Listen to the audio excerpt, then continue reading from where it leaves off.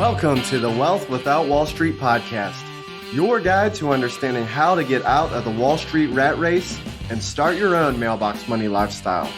Now, don't let these handsome Southern draws fool you. These financial minds are teaching our country to enhance savings, increase cash flow, and create passive income, all without the help of Wall Street. Are you ready to break through? Now here are your hosts, Russ Morgan and Joey Murray. Russ, can I just be real today? Always be real, Stallion. Let's go. Well, it's President's Day. And I, being the loving husband that I am, said even my homeschool teacher wife needs to have President's Day off. She needs a break, just like every other teacher in America on President's Day. And so if you can imagine, I'm up here early in the morning flipping eggs and bacon and getting the kids ready, getting school started because, school's not over. So you substitute teaching today? Yeah, I'm substitute. Absolutely. I don't know how good of a substitute, but I'm trying. I'm holding on for dear life. I'm holding on for dear life. Yes. So I'm getting school started. So our 3 and 4 year olds, of course, are running, just wreaking havoc around the house, getting into games. There's stuff flying over here. There's food in various places. We've got TV turning on, TV turning off. They want a tea party. Have you ever had a tea party with a 3 and 4 year old? I have done that. It's been a minute, but yeah, I've done it. I'm talking, they had dirt in a cup that did not look like tea, did not taste like tea, but they loved it, So we had to take some time out to do that. I'm sitting here, I even fit in cutting some branches in the backyard in the middle of that. I don't know how I did that. But I'm worn out. You're just getting everything on. And then right now, they're in your office over there. I can hear them. And you probably will too throughout this interview. You're going to probably hear Joey's kids in there just like going to town on his computer. Oh, I'm worried. Like there's going to be some techno fires going on in there or something. I don't know. Big Ernie's watching after him. He's looking after him. But now you know what my life looks like on Friday. Oh. Whenever you're trying to call me, text me, I'm like, hey, by the way, I got Ryan here circling me. I need a little break. This is not work time. Yeah, my heart goes out to anybody that is trying to figure out work-life balance. Right now, that's what was so impressive about this interview with Ashley, right? Ashley Kaple, owner of 13 franchises. 13, Joey. Over 1,000 employees. And on top of that, 3 young kids, 3, 5, and 7, trying to be successful there. She's talking about working out 4 or 5 times a week. I mean, but you did hear her say that she worked out, and Russ was there most of the time. That's true. See, sometimes you guys you wonder, like, is Russ really going to these workout classes? He says he is. Now, she validated that. But just to clarify, I've been present once or twice whenever you've been in the class with her. It's limited. And she dominates you. I'm not going to lie. Okay. Well, that's okay because she dominates most people in that class. But yes, I do get crushed. And that's why I work out with women most of the time because I am competitive and I want to be able to at least stay in the upper echelon. Like, I've lost a step or 2 in the day and I'm trying my best to keep being kind. With soccer moms. But this isn't your average soccer mom. I think that's why this interview is so intriguing to me, Joey, is the idea of whether or not you're a mom or your dad, you're struggling with that conversation with yourself about, am I being a good mom? Am I being a good dad when I'm also trying to be successful in my work? And we get into that. She really kind of delves into the idea of how much time she's spending with each of her kids, how she's preparing. I thought that was some really good nuggets that were going to come out. Leveraging some different resources. I think a big takeaway you're going to learn is how to really stay in your lane as it relates to investing in things that you understand. So important. She got into her story. That was just clear as day. I mean, the idea, I don't want to give it away yet because I think you're going to be excited to hear about that family dynamic. And it's going to kind of tie back into some of our other things that we've done. And then lastly, if you are interested in owning a franchise, we kind of get into that day in the life of a franchise owner and what that kind of looks like. I thought that was pretty interesting out of this interview. So I'm excited to hear more on this story. And I think you're really going to get a lot out of this. Okay, that's enough from us. Let's get to the interview.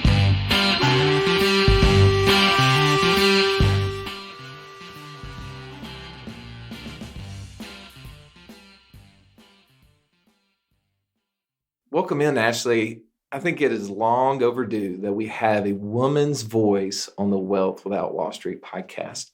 And today, to hear from you is just really exciting to me because as Joey and I have been talking about this for a couple of days now, the idea that you manage 13 McDonald's restaurants, that you over 1,000 employees sometimes, and even more, is that you have 3 little babies at home. I'm so impressed, and I've got to hear the story.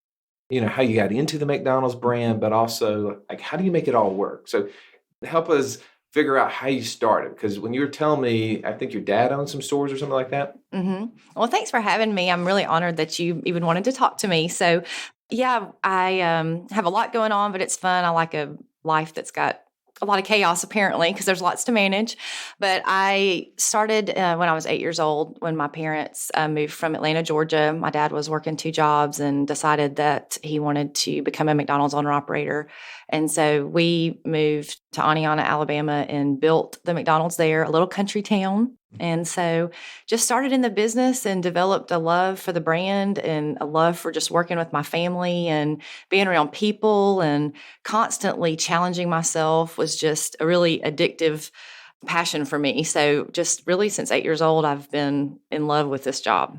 Well, I know that's a challenge that most of us face as business owners is we're trying to figure out a way to balance life and business. And the fact that your dad brought you in at 8 years old and you were telling us kind of offline about your first day, you were out there at the Christmas parade at 8 years old helping out. So you were involved, like your parents were able to engage you as a child into the business and make it seamless. Oh, absolutely. And I think that taught me a lot of work ethic and seeing them work so hard.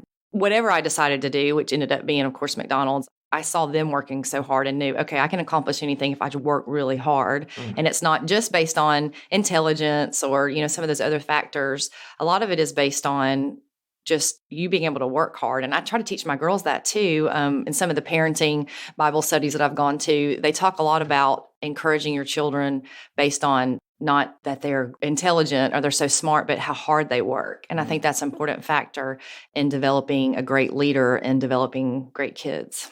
Now, I got to jump in here. So were you on the Happy Meal side at 8 years old? Oh, absolutely. Were you the fry girl? Yeah, I did it all. Well, my mom, she always wanted me just to make Happy Meals. And so I did think that they were super cool because I got to have Happy Meals all the time. I mean, what 8-year-old doesn't think that's like the best job in America? I know, right but I always wanted to work on the front counter. I was like, get me out of the Happy Meal making station. I want to, take orders. So, but that's what I did. So, and at 14, it was funny. My dad and I went to help another buddy open a restaurant. And so I trained the front counter team. That owner-operator actually got sick, and so my dad and I ended up training the whole team. And so I took the front, Dad took the back at 14 years old. So we've had a lot of great memories, a lot of fun times together. Well, our previous episode, we were actually interviewing someone that had created children's books on how to teach our kids about finance and money. And your dad was doing that. I mean, he didn't even know it. Yeah, he read a book on it. But like you were talking to us a second ago about understanding profit and loss and being able to manage team members and all those sort of things. That's the sort of stuff that is invaluable as a kid to be able to learn. Well, and college and classes and all those things are super important. They are. But on the floor, working it, seeing it day to day, that's really how you teach a child to learn, or anyone to run a business, to learn the business is just hands-on. You said earlier, remind us the ages of your kids. 3, 5, and 7. Wow. So this is, that's not the where it starts getting easier per se. That's still, you're in the thick of it every day. Right. Well, and I just think in general, time management is huge. So I really try to make sure I am responding well on time management. And I think I'm always trying to live my life in a way that's very proactive, not reactive. And I think that's just kind of an overarching theme to my life, I guess, if you will, whether it be working out or personal life or business life with time with my kids, just anything I can do to try to catch an issue or try to just be proactive with my day or proactive with my life instead of responding all the time to chaos or responding to problems. And I think that helps me. And I teach that to my guys all the time. If they'll prep this week and be proactive with their time this week, next week's going to run really great. So when you're next week, you won't be, having to respond to all these fires all the time. And so it'll make your life a lot better. Well, so for somebody listening to this, they're like, okay, she has 3 kids. She has 1,000 employees. how in the world do you do all that stuff? So kind of walk me through the day in the life of Ashley. I want to know how do you make that manage? Because I'm going to tell you, I've got 4 kids and I'm constantly dropping the ball. This is Valentine's and you were asking of course you guys have plans for Valentine's. Make plans. You'll hurt their feelings. Yeah, we sure do. Well, you have a few more hours to come up with one if you don't have one now. So how do you do all that? Well, again, time management. I think that's something I've always been good at, even in high school, between sports and different things. So I get up really early, about 4:15 in the morning, 4:30, and I start my day, get the house kind of in order, go work out. Usually that's my outlet. I will say that's my working out. As you know, we work out a lot together, and then I come back and start the day with the kids, do breakfast with them, try to get them going, have prayer with them, get them started. And then once they're gone, it's McDonald time. So I go in, talk to my guys. They're constantly calling in, telling me, sales, profits, numbers, where we are, any issues. I'm involved with all terminations. So we kind of talk about that. And so that's basically kind of the day. And then, the kids in the afternoon, I try to give mommy time, as I call it, to the girls in the afternoon. I try to be there every afternoon to pick them up. So I have to be really great with my time during the day so that I can be back to help them in the afternoon and give them enough time. How do you manage that off time? I know that my wife, she homeschools. I don't know if I've told you that. She homeschools Monday, Tuesday, Gosh, she's Wednesday. got a lot of patience. That's amazing. Women that do that, I think they may be greater leaders than someone in business. That's amazing. Well, thank you. I agree 100% whenever they're able to jump in there. And then Thursday, Friday, she goes to the dental office. And, when I'm talking to her sometimes during the week on those days when she's not in the practice and she's getting those phone calls and emails from the practice, how do you manage that? Because you guys are open 24/7. How are you managing the time at home? Like when you said you're doing mommy time with the girls, you got to imagine there are issues that come up from 5 p.m. to 5 every day. a.m. Every day. It's always fun when I'm on a conference call and speaking with the region. I'm on several little teams and I'm trying to speak and there's the kid in the background saying, I need more goldfish. I wanted the pink cup. So that's always fun. But yeah, those days happen and you just have to move on. And I'm very honest with the girls and I talk to them, very candidly about, hey, I'm going to be on a call. Mommy's got to work for a minute. I need you to read this book or whatever. So you just have to, again, try to be proactive about it and know they're going to speak up or give them something to do so that you can, or have an activity for them so that, I can give my business 100% of my time. Because absolutely every day something comes up when I'm with them. And it's just, again, it's all about balance. Honestly, sometimes I do feel like I fail with that because I'm not giving my business 100%. I'm not giving my kids 100%. Am I lacking with both of them? There are days where I feel like that, where I'm failing both areas. And so that's just something at the end of the day, I have to realize, I've agreed to do all these things and I just have to make the best of it and do the best I can. And that's all I can do. I want to ask a question about the franchise model in general. I don't know if this is something you'd researched a lot before since you kind of grew up in the McDonald's franchise model, but were there anything else you considered outside of McDonald's? Yeah, I've always been interested in medical. I was pre-med biology in college and thought I wanted to be a dermatologist. And so I did think about that for a while, but after shadowing some women doctors and really kind of doing my research, I realized my passion really was just back at home with my parents and McDonald's. When you grow up in a business, you just really start to love that company, love that brand.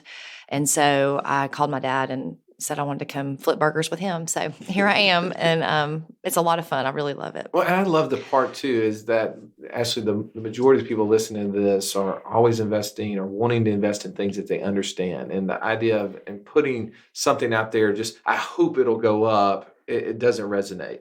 And you saw how it had worked for your family. And not only that, you actually had been working in the business and had intimate knowledge of how it worked and the profitability and other things.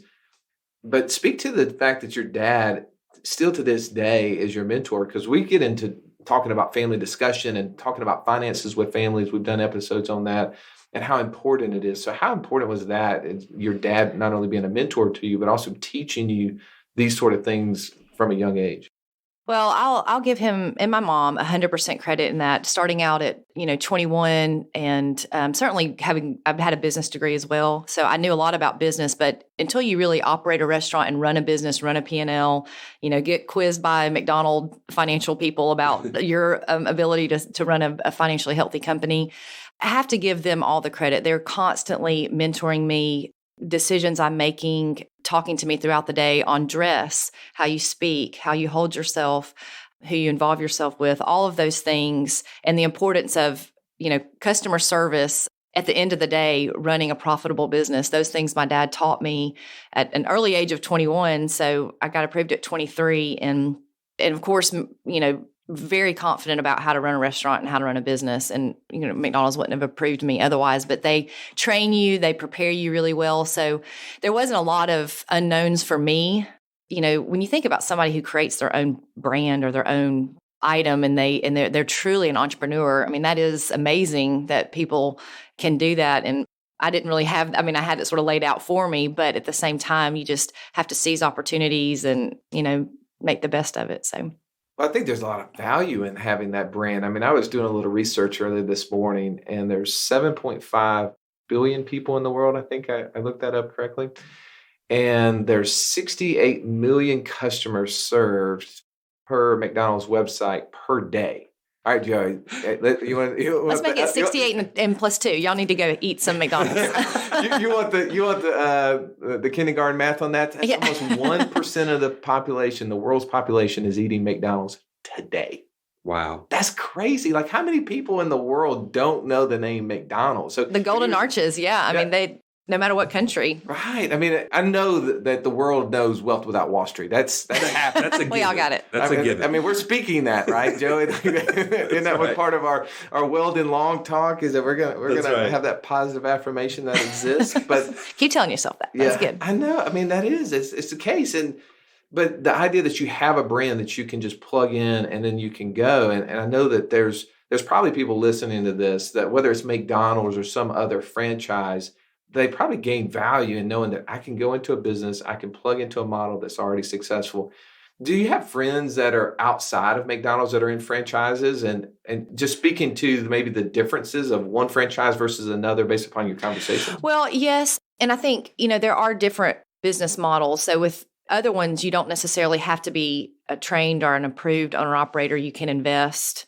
But with McDonald's, you have to have gone through the training. You have to run a restaurant. They have to have several interviews with you, making sure that you can run the business to, McDonald's standards, financially healthy, all of those things. So if someone wanted to be involved, they would just have to go through the McDonald's training and go become a registered applicant with McDonald's and kind of start from there. But it's not too far off. I mean, depending on their ability to be able to run a restaurant and run a business, a year or something.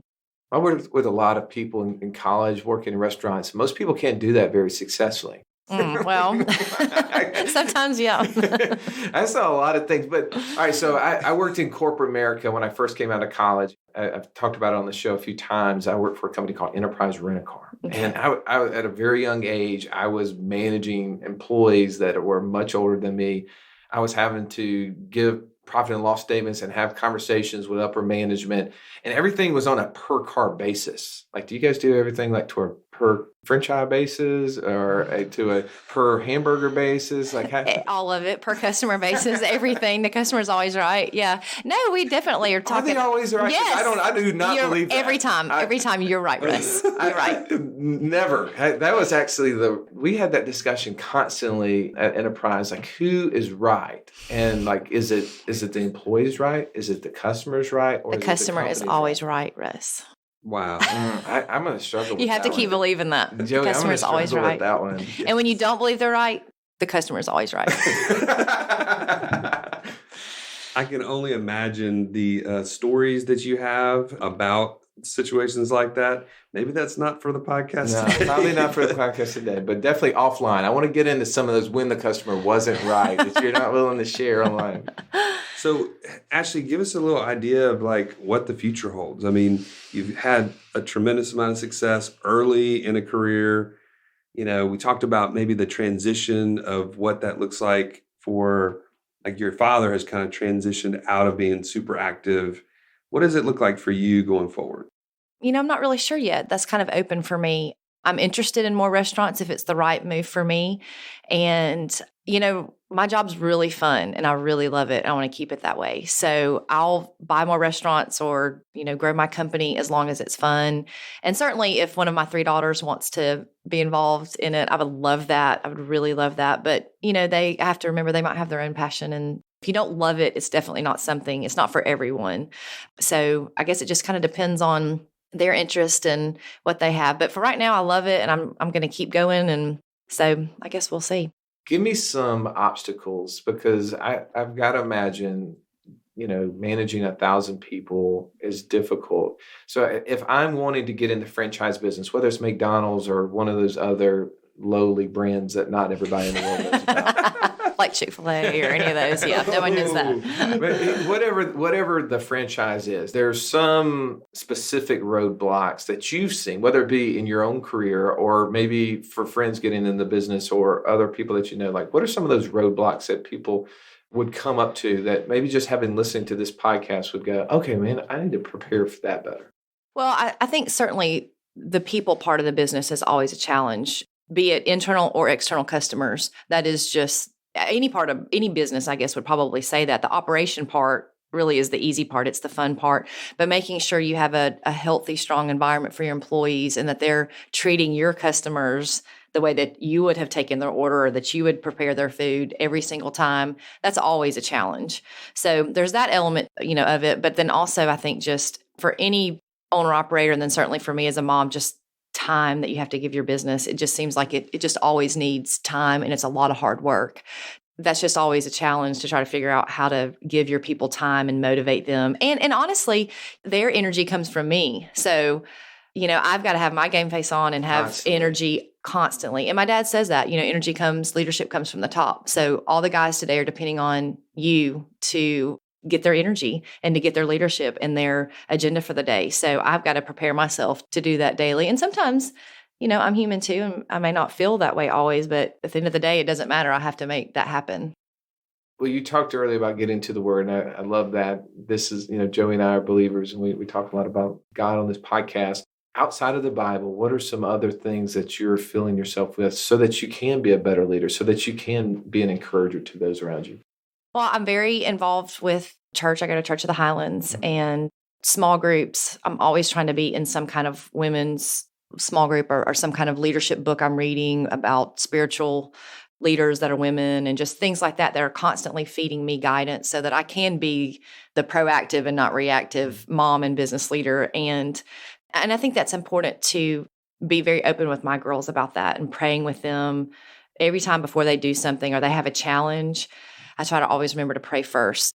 I think that's important for them to see that so they start depending on God or that prayer for challenging times in their life because, it doesn't always go the way you think that it's going to go. So, are there any specific books outside of that you subscribe to or, listen to or anything else? I know you listen to the Wealth Without Wall Street That's podcast, right. Every week so or every day. How often does this come on? Yes. Got it.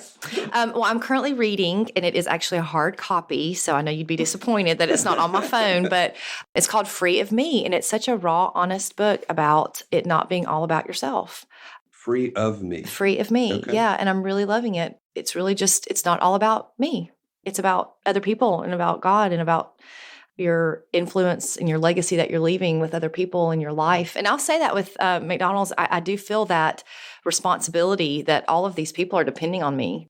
And it is very rewarding. And I feel very honored at a young age to be able to take on that responsibility. But, when I walk in the restaurant and I look at these people, that they are depending on me.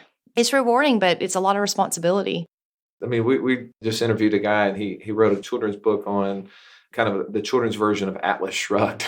As I'm just listening to you, I feel like at some point, that like you feel like Atlas in this moment where you're holding the world. Yeah. At least 1% of it. Well, yeah, that's right. Well, I hope more one day. I'm trying to get more. We have got a lot of great things coming. McDonald's has Vision 2020 where all the restaurants will be new with these kiosks in our lobbies, new lobbies, digital menu boards, all of these really incredible, techie things by 2020. So that's a lot of fun. All right. Well, good. You brought up that because I was reading a Facebook post the other day. one of the guys had mentioned how he just ordered his meal through one of these kiosks, was served, paid through it. And he's like, I just feel like I just took a bite out of the fabric of America there. Yeah. And he was like, hashtag loneliest meal ever, or whatever. Yeah. Like smiley face. But at the same point, I mean, that's where we're moving to, right? It is. It's you can order mobile orders now. I mean, I do think it's very convenient. I mean, as a mom, you can go in, you don't have to wait in line. You can sit at a table, order for your family, and just sit there and enjoy your time and not have to go up to the counter. That's what's coming. And even drive-throughs, they'll have it where your order's displayed on the digital. Lots of great things that are coming down the pipe. Okay, so you want to have a family fail moment, dad fail moment, Joey? Oof. So my children are 12 to 5. And this is probably 4 years ago or whatever. So it's probably one of those Fridays that I work from the house. And so I decided, all right, Dad, of course, is not playing for meals. So we're going out. We went to, I don't remember the restaurant. It was probably McDonald's. Yeah, of course it was. And it's like, okay, there's no way that I can get through the line with 4 kids. That's just impossible. So it's like, okay, I put my 8-year-old in charge at the time, you got it. Good leadership right? decisions. Yeah. I'm a delegator, yeah, right? Delegate. That's right. You manage people. You can see that in me very easily. And I'm like, all right, you're there, and I'm going up here. I'm going to order. I'm going to be back. And there I am. I'm standing in I'm going through the little turnstile line. Like I feel like I'm in line at Six Flags. It's 14 people deep. And so now I'm like in the middle line where I'm not. Okay, so this was not McDonald's now. Now I'm saying it's not McDonald's. I'm in the middle. I'm not on the outside edge, so I can't do anything. And I'm seeing I think my boy was maybe 1.5 at the moment, and he's picking up the salt shakers and he's tossing them across. His 3-year-old sister's running circles around the table. My 8-year-old's looking at me, and I'm like, what do I do? Do I order? Do I go back there? How do you handle that? So this is where that kiosk thing is genius. Jackpot. There you go. We're going to help these dad moments. You were caught in the tornado. Yeah. You were caught in that tornado. That's my mission, to eliminate the tornadoes in your life. To free you of the Stallion. You've had a moment like that. I know that. I know. Ashley doesn't know me as Stallion yet. Okay. Yeah. The Italian Stallion. Well, hey, anybody with 3 and 4 kids has had those moments, whether they want to admit to it or not. That's just life. So.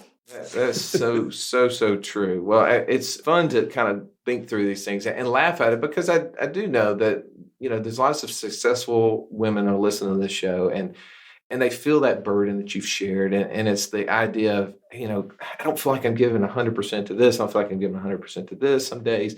But the passion that you're doing it with, that I love the idea that there's a chance that your children can take part in this, or our children. I mean, we go home and talk. My daughter last night. This is so funny. So this last year, I did these videos once every Friday, and I called them Friday Freedoms. And if you're interested in that, I'll make sure we have a link on our episode page for this episode 22, and you can get a copy of those. It's pretty funny. But my daughter is asking me last night, Dad, is it all right if maybe this year I dress up like a journalist or a reporter, and I'll just interview you, and I can ask you questions about what you do, and we could call it Morgan Mondays or something. Oh, I love it. That's great. She's just creative little mind. She's loving getting involved in that. And I think the more we can engage our children in the things that we do, not only it is life, it is how do we not bring work home in a negative sense, and not bring personal life into the workspace, but have a healthy blend to where literally we're teaching. Because I know that your kids go off to school, but you teach at home, you teach on the road, you teach wherever you're going. You're talking about, okay, this is how we're going to treat people. This is how we're going to talk to people. This is how, by the way, this is nonstop. This is what's happening. And we think the more we're teaching at all levels with our children, the more healthy they're going to be, the more they're going to understand money and business and life, right? Well, and I think that's important to constantly remember. They need us now, and that is important. But we're in business, and we're creating this potential future that they're really going to need down the road when they're trying to get a career and a job. I have to think about that I'm also doing this for my daughters, to give them something to work in. And I think that's important when you feel hard on yourself or negative about the time that you're maybe missing out or whatever, even as a dad, but you have to think you're creating this, and you're teaching your children all of these things that they're going to need down the road to become successful. And so you have to go back to that sometimes when you're trying to balance this. Yeah, well, let's give a shout out to dads, okay? Yeah. Your husband's a very successful business owner as well. He is. Very smart guy. So this is not in some situations we'll have very successful spouses and the other spouse tends to not be necessarily engaged because they're more engaged in something else. But that's not the case in your family. Your husband's a dentist. Yes, right? he is. He's an endodontist. He's very intelligent, can build anything, make anything, fix anything. He's a great dad. He's super helpful, especially like in the mornings. He's learned to do ponytails and bows. He's had to learn to do that. If I have to scoot out early, some mornings I scoot out early, 5:00 to the restaurants. And so he takes the girls to school, all three of them. And so definitely could not do it without him. So you guys have to have a pretty good communication plan. Yeah, we do. It's always as good as it needs to be. I guess that's a normal married life. But yeah, I think communication is pretty key in that. And both having a passion for raising the girls in a loving way and also supporting each other, with our careers and making sure that the other one has what they need to be able to be successful. Is there something in particular you guys do in order to communicate the schedules? Because I'm assuming that not only is he running a business, and then there's probably conferences and things that come up in his life and you too. How do you guys manage that home work calendar in a way that everybody understands? Well, I will say a few years ago, we got on, and it sounds kind of simple, but it really has changed our whole life, if you will, with the calendar on your phone where you can see each other's calendar and that completely, because I would forget to tell him something that's going on or that I had to be in Atlanta for a McDonald event or something going on. But anyway, so we share each other's calendar. And so, of course, the week before we kind of look at it and talk about what the plan is. And that really, as simple as it sounds, has completely changed because now he sees what the kids are doing, what I'm doing, vice versa. And so we can make sure we can allocate time accordingly. Hold on, let me get my phone out. Yeah. How did you spell that? Calen. Okay, yeah. I'm gonna look for that. And make sure your wife has one too. You both need a calendar. One of those new apps, calendar. Okay. And then you actually don't have to speak at all. So if you don't like communicating with your spouse, you actually don't have to talk to them. I love it, but I'm terrible at figuring out technology. You think Ernie can help us with this, Joey? Can Possibly, he be the person that I think it's less about technology and more about just opening your mouth and talking to one another, right? Like that is a way to communicate. I was a communication studies major at Montevallo. Yeah, speaking works. I'm great at opening my mouth. I'm pretty poor at the opposite end of that. Ashley, this has been so awesome. Thank you so much for coming in. I just love to listen to how you're managing all of this. And it was definitely interesting to me to hear a little bit about the franchise model with McDonald's. The part, I don't know, as I take this away, as we start to close this down, I want you to take away, if you're listening to this, the idea of teaching children and really being engaged in what they're doing and sharing, whether you're a business owner at a franchise, whether you're running a medical or dental practice, whether you're just aspiring to be one of those, having conversations on a daily basis with our kids about applicable economic things. There's so much wasted time in this world on social media and other things that we start being distracted as families and we're not communicating and we're not talking about the things that can help engage us. And the fact that you talked about, I can't remember if it was online or offline, about how often you and your dad talk. And that's a lost art necessarily in our world. And so I love that part. And it's just, thank you so much for coming on and sharing. This has been a delight. Thanks for having me. I'm really honored you asked me.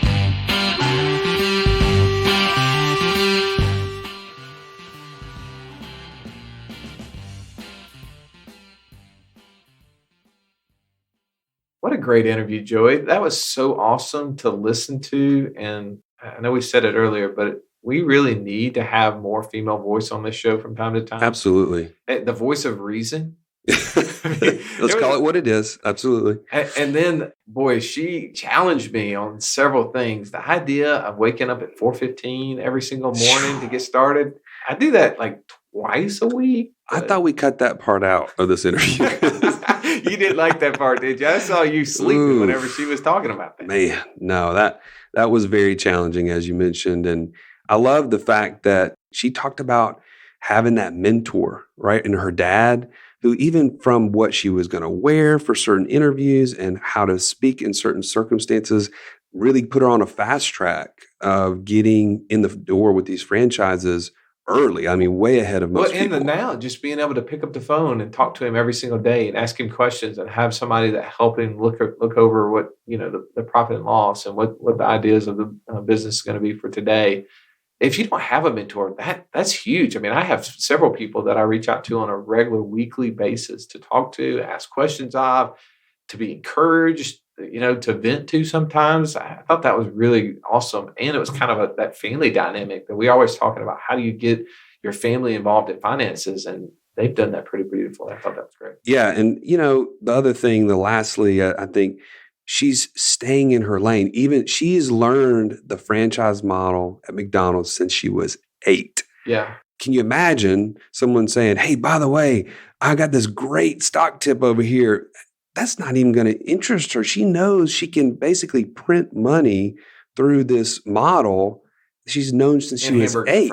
And hamburgers and fries and Happy Meals. Well, that's a great point. I think it makes sense that you stay in things that you understand and don't get so based on the hope of what is the market going to do? What is this stock or Bitcoin or whatever is going to go up? Right. That becomes really volatile, doesn't it?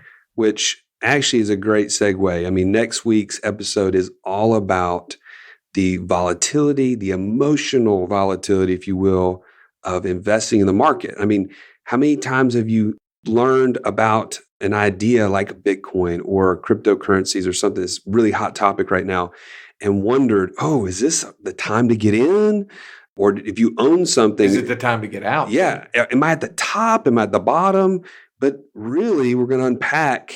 It doesn't really matter, right? There's so many things just kind of putting you in jail. Yeah, it's so hard, and it's because it's emotional. This has been the Wealth Without Wall Street podcast.